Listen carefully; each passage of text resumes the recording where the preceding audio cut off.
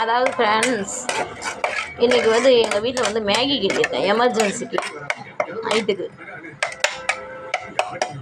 இது எங்களுக்கு பிடிச்சிருக்கு பிடிக்கலன்றதை தாண்டி ஒரு எமர்ஜென்சிக்காக கிண்டியிருக்கேன், அவசரத்துக்குன்னு வச்சுக்கோங்களேன். இதனால் உங்களுக்கு நான் என்ன சொல்ல வரேன் அப்படின்னு சொன்னாக்கா,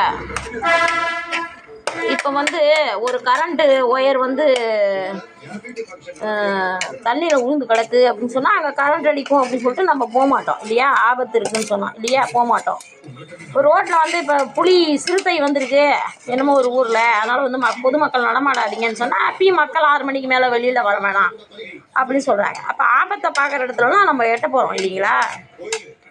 ஆனால் மனிதர்கள் இந்த உணவு பழக்கத்தில் மட்டும் கட்டுடைந்துதான் காணப்படுகிறார்கள் என்பது என்னுடைய செய்தி.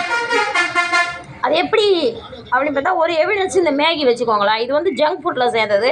இது சாப்பிட்டா உடல் ஆரோக்கியத்துக்கு கெடுதல்னு தெரியும், ஆனால் எமர்ஜென்சின்னு சாப்பிட்றோம். ரொம்ப அவேர்னஸாக இருக்க வேண்டியவங்க, நல்லா படித்தவங்களே இதை நம்ம சாப்பிட்றோம் இல்லையா. இப்போ அதே போல் தான் மது, டாஸ்மாக் கவர்மெண்ட்டே நடத்துகிறாங்க, அதனால தான் பெரிய வருமானமே இருக்குது அரசாங்கத்துக்குன்னு சொல்கிறாங்க. ஆனால் மது விலக்கு மது ஒழிப்பு அப்படிங்கிறத பற்றியும் பேசிக்கிட்டு தான் இருக்காங்க. எதிர்கட்சியாக இருக்கிற வரைக்கும் பேசுகிறவங்க ஆளுங்கட்சியானால் அதை பற்றி பேச மாட்டாங்க. அதுதான் பெரிய வருமானம். அந்த பாட்டில் அதில் ஆகட்டும், அந்த சிகரெட் பாக்கெட்லேயே ஆகட்டும், பெரிய கேன்சர் கட்டி மாரி போட்டிருப்பாங்க.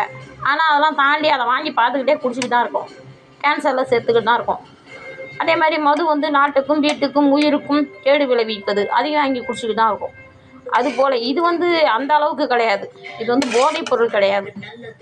இப்போ எங்கள் வீட்டில் வருஷத்துக்கு ஒரு முறை இது செஞ்சால் பெரிய விஷயம். இருந்தாலும் வந்து நம்ம உணவு பழக்க வழக்கங்கள் இதெல்லாம் வந்து நம்ம அவேர்னஸாக இருக்கணும் அப்படிங்கிறது என்னுடைய தாழ்மையான வேண்டுகோள்.